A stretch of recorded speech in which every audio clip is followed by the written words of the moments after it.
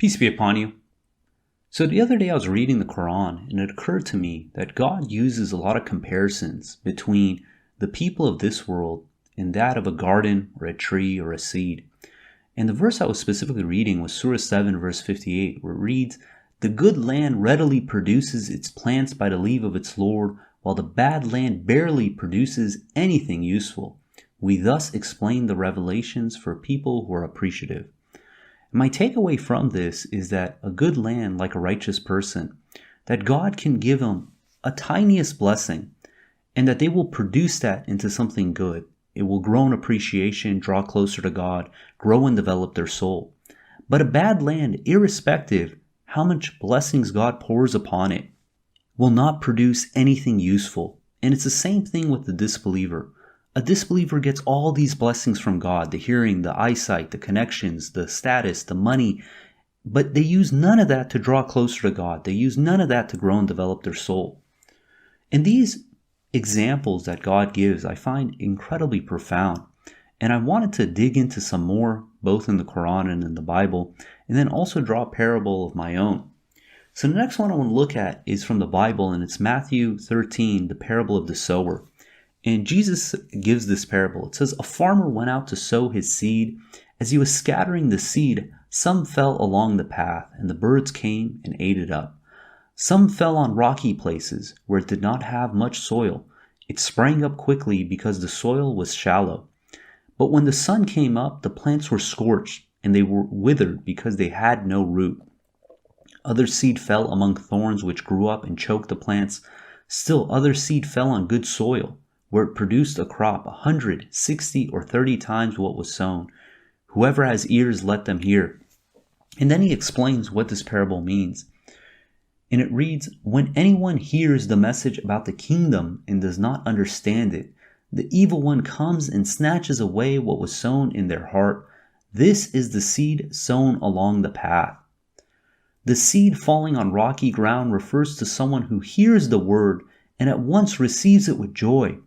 But since they have no root, they last only a short time. When trouble or persecution comes because of the word, they quickly fall away.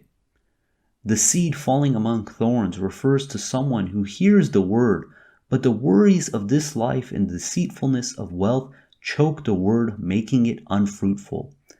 But the seed falling on good soil refers to someone who hears the word and understands it. This is the one who produces a crop yielding 100, 60, or 30 times what was sown. In each of these categories of people we see depicted in the Quran. The seed sown along the path can be that of Surah 47 verse 16, where it reads, "Some of them listen to you. Then as soon as they leave, they ask those who are enlightened, 'What did he just say?' God thus seals the hearts, and consequently they follow only their opinions." And we see this numerous times in the Quran, where the disbelievers, they're blocked out. They can read the Quran, they can look at every word, every letter, but they will not be able to understand one verse because they lack sincerity. And the seed falling on rocky ground can be seen in Surah 29 verse 10, where it reads, "Among the people there are those who say we believe in God, but as soon as they suffer any hardship because of God, they equate the people's persecution with God's retribution. But if blessings from your Lord come your way, they say, 'Were we with you?' Is God not fully aware of the people's innermost thoughts?" And we see this. These are people who receive the message. And when we say we believe, we're going to be put to the test. Our lives are going to be shaken up a bit to see, do we believe in God unconditionally, or are we only in it to get the upside without really proving our faith?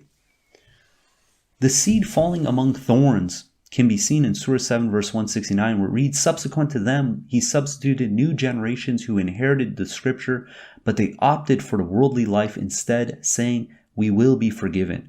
But then they continued to opt for the materials of this world. Did they not make a covenant to uphold the scripture and to not say about God except the truth?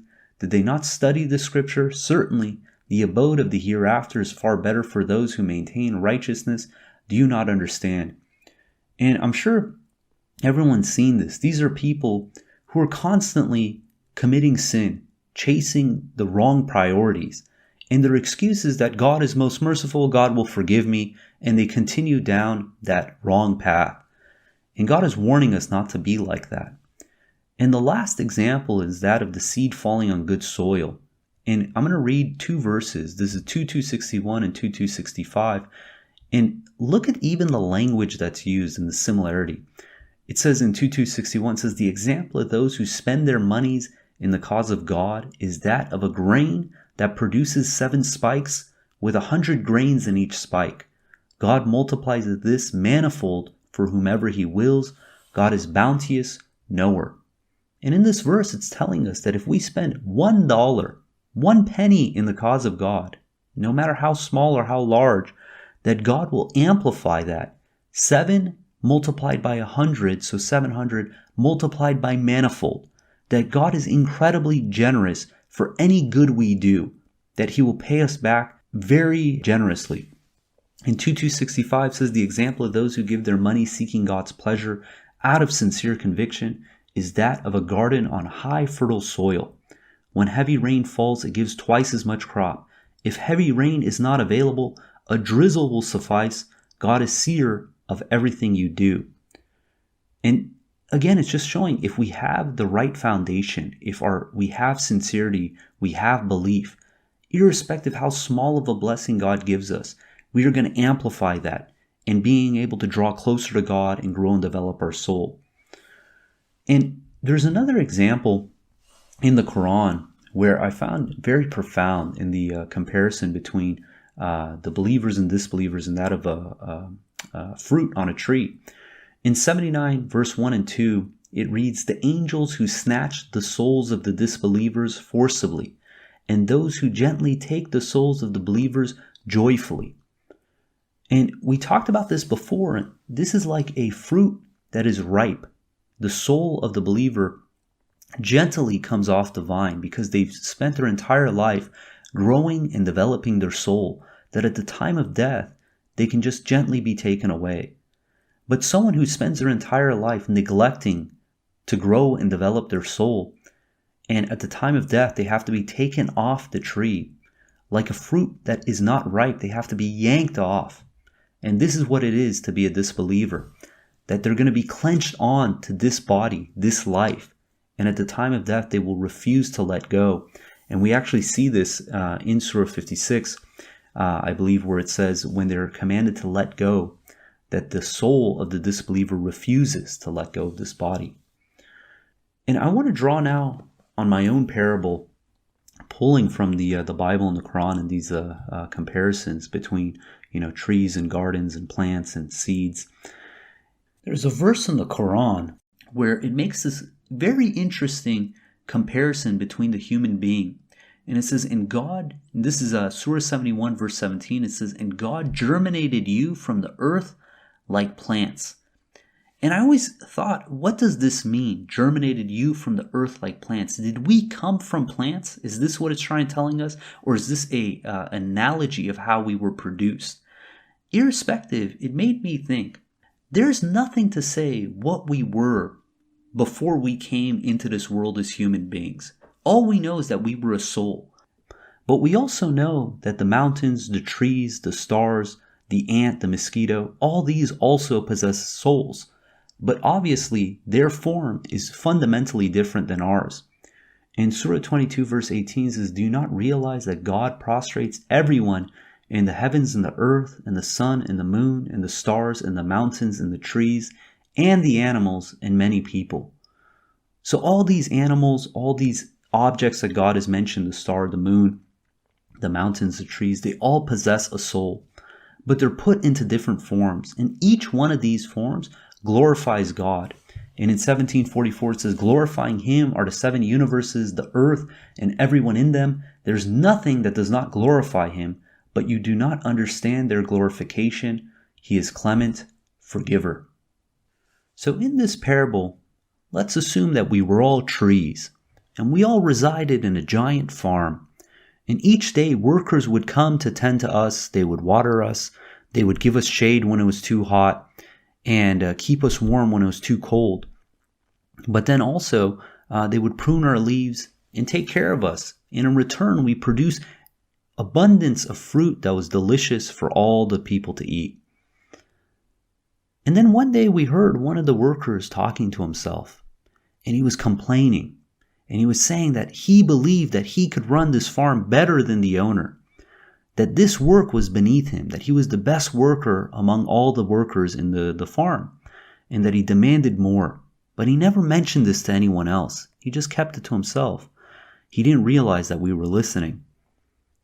And this put an idea in our head, and we thought, how do we know that this is the best farm for us? Maybe there's another farm out there where we can be better taken care of, where we can produce even more fruit, where we can live life even easier. And the owner of the farm, hearing our thoughts, came and he gave us an opportunity. He says, I heard that you think that there might be another farm for you somewhere else that might be better than the farm I provide for you. So I'll give you an opportunity. I'm going to set aside a portion of my farm, and you can go and reside there, and you can see if this farm is better for you or another farm is better for you. But I'll do you even one better if you want. You can go into that farm and not only see for yourself which farm is better for you, but you can go in that farm as a worker and tend to your own tree. But there's a catch.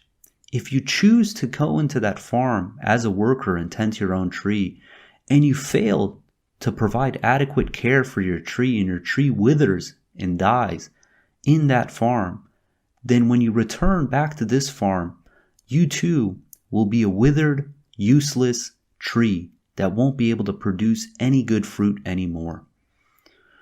When the trees heard this, most of them chose not to take that responsibility to come and to be workers.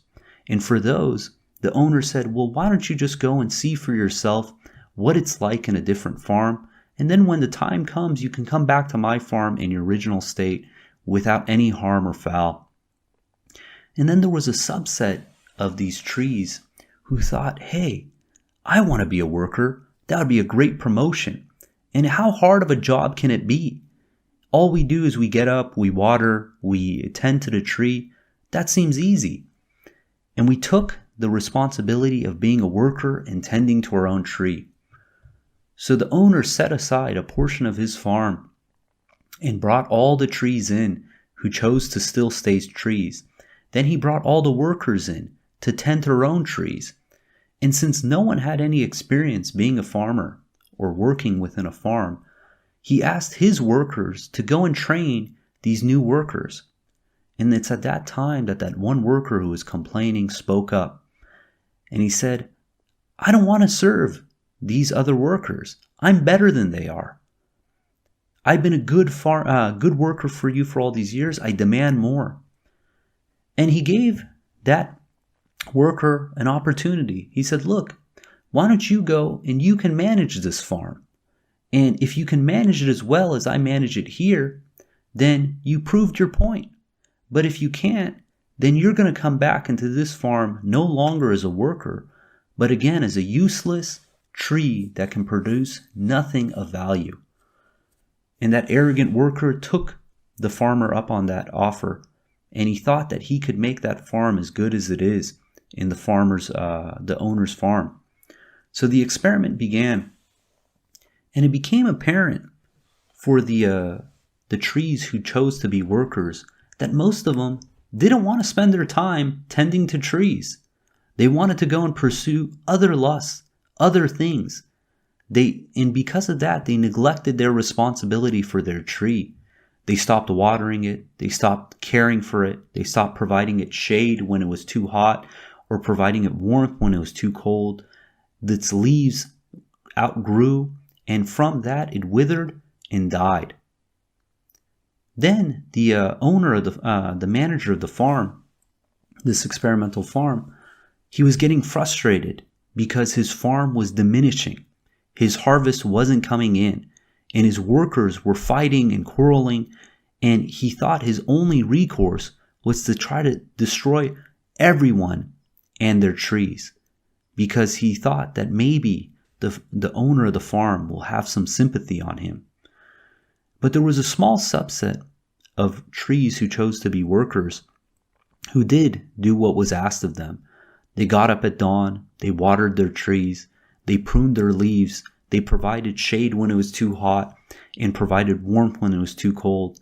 And they weren't distracted by all the authority and the freedom that was given to them. And they did their part of the agreement.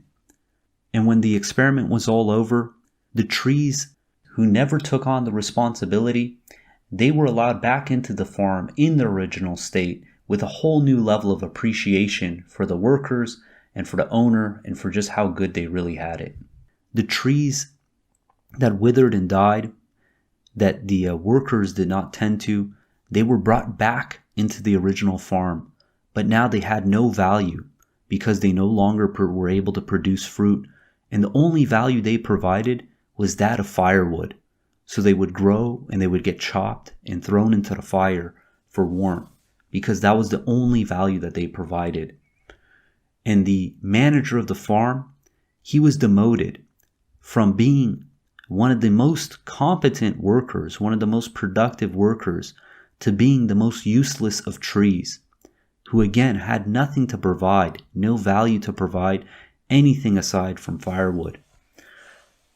And the trees that became workers, that did their responsibility, that tended to their trees, and their trees grew productive, they were allowed back into the farm, but no longer as trees, now as productive workers, with full autonomy and full authority, because they showed that they were responsible, that they did what was asked of them, and for that they were generously promoted.